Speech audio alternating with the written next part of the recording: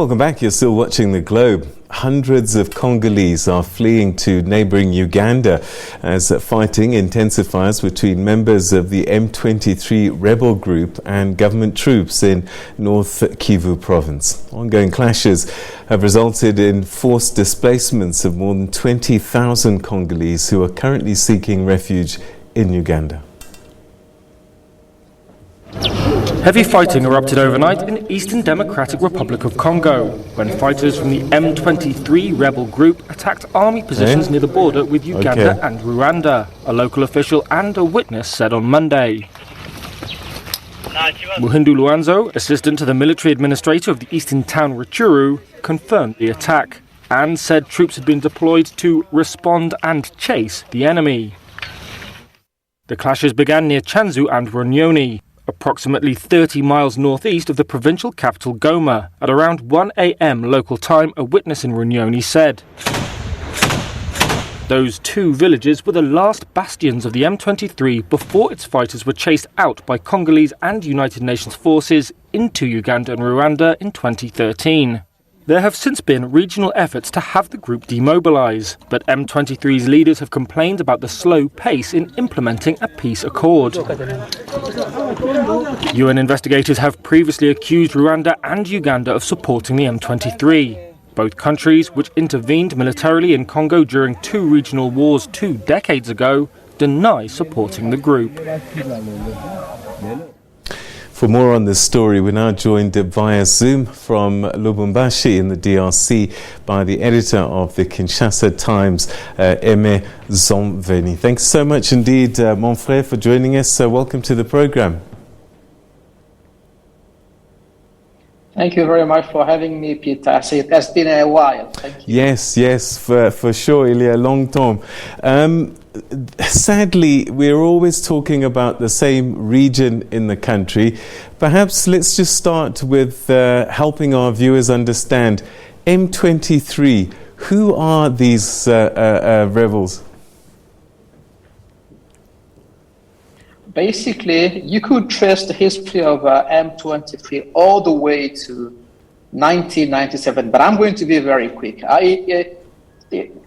Kabila, meaning Laurent Desire Kabila, takes over power in 1997, toppling Mobutu, then gets into some complications with his erstwhile backers, meaning Rwanda and Uganda, and then part of the military leaves Kinshasa, goes back to Eastern DRC, becoming RCD.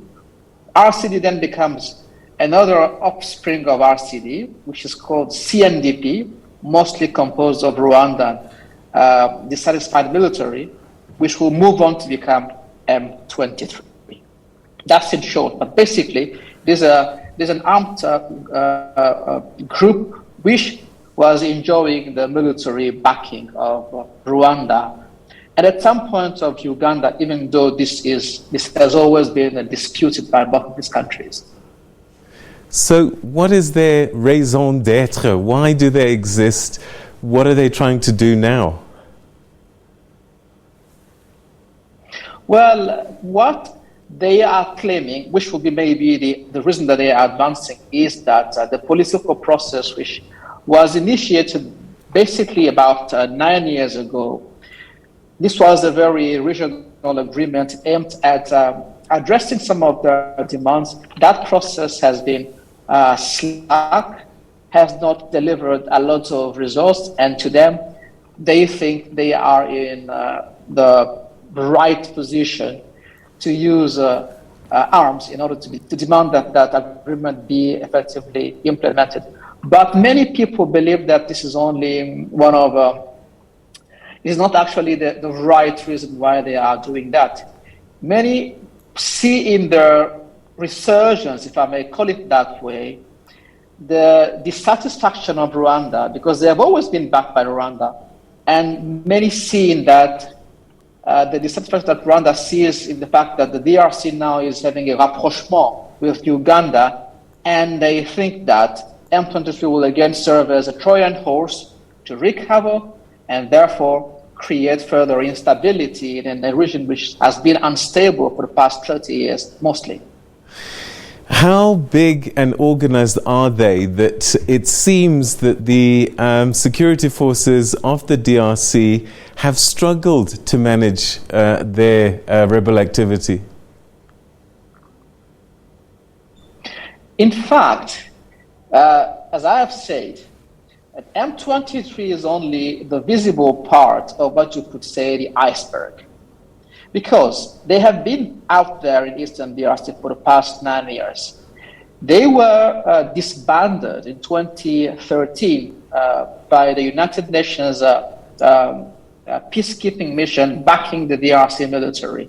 So 9 years later, them coming back with such incredible firepower speaks volumes about whether it is really a rebel group or it is only the visible face of a military of a foreign nation intervening in the DRC. So it's difficult to give you the troop strength, but if you look at how strong that firepower was, it is most likely to be attributed to a well-organized army, which can only be the army or an army of a foreign state.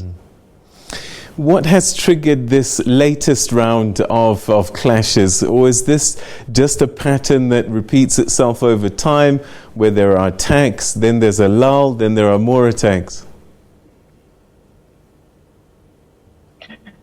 Now, it is both. There is this pattern of M23 relaunching attacks in order to make sure that their presence in Eastern DRC is still felt. But also, the DRC and Uganda have recently initiated the process of joint military operations aimed at stamping out instability in Eastern DRC. That joint operation did not involve Rwanda. And you know, Rwanda and Uganda have also been at daggers drawn for a couple of years in the past.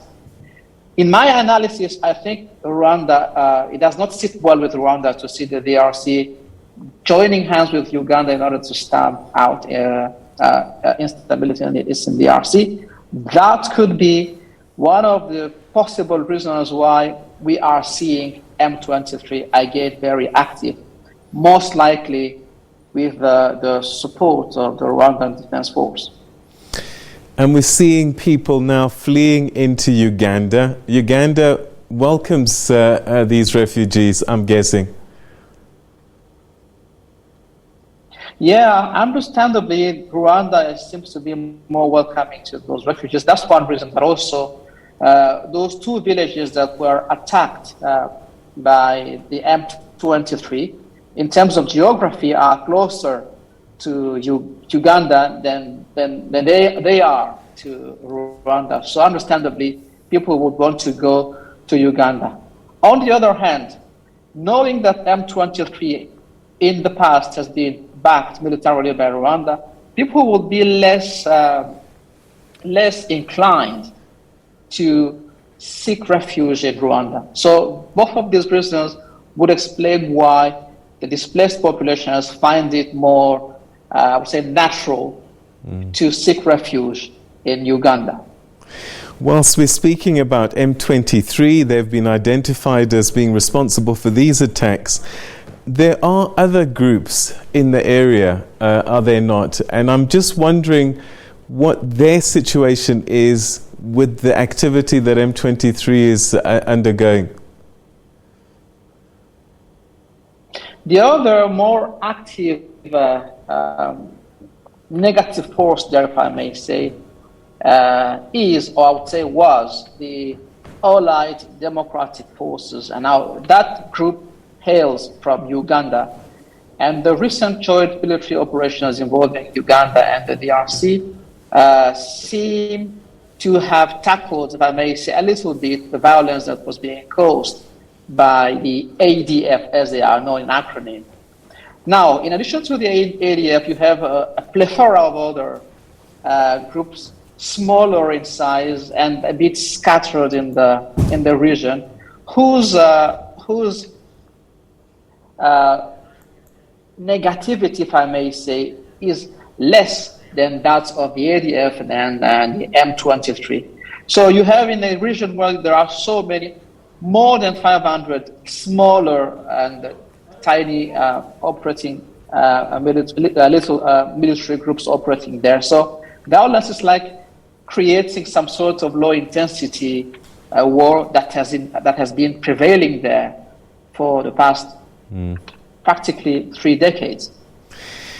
Aime, it seems as if we have an endless situation playing out in this part of the country. What do you think is required to make progress in dealing with these militants and these rebels and these insurgencies? I think in terms of a sustainable solution, that will have to have a two-pronged approach. One which will have to be domestic, involving the DRC as a nation.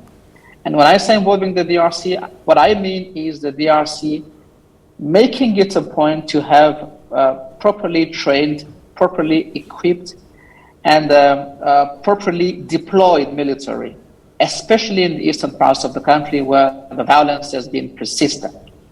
Unfortunately, the reform of the DRC military has been an ongoing process and has not as yet culminated into a properly qualified military.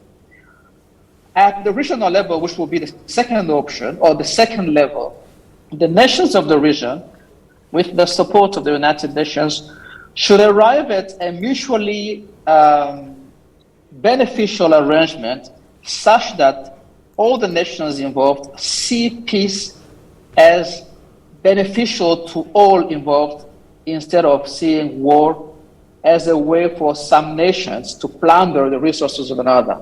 So I think it involves domestic action from the DRC, but also regional engagement from the other nations involved with the support of the United Nations. Until we get those two elements in place, it will be difficult to have sustainable peace in Eastern DRC. Okay, all right. So a lot of work ahead there, but one gets a sense that Rwanda and Uganda perhaps have to have big conversations for there to be some meaningful progress in this region. I think they do not have any choice, especially now that the DRC has joined East African Economic Community. I think peace will be a good business to all countries in East Africa involved, and Rwanda and Uganda both form parts of the Eastern African Community, of which the DRC is also now a member. I only see peace and peace only as the way forward for peace to prevail and for business to thrive. War and violence will no longer be a prevailing, or will no longer be a practical approach in the region. All right, and in the meantime, citizens continue to bear the brunt of this, because one gets a sense that territories are gained and then lost and then gained again. Is this what's been playing out? Basically, population displacement is only a consequence of that instability. But if you really look at the true motive, the rationale behind that, it would be economic. Eastern DRC is very rich in minerals, as are other parts of the country. And creating instability allows the extraction of the minerals in Eastern DRC in illicit fashion. And therefore, it is only when instability is maintained, it is only when that low-intensity war or low-intensity violence is maintained that illicit extraction of DRC minerals there is made possible.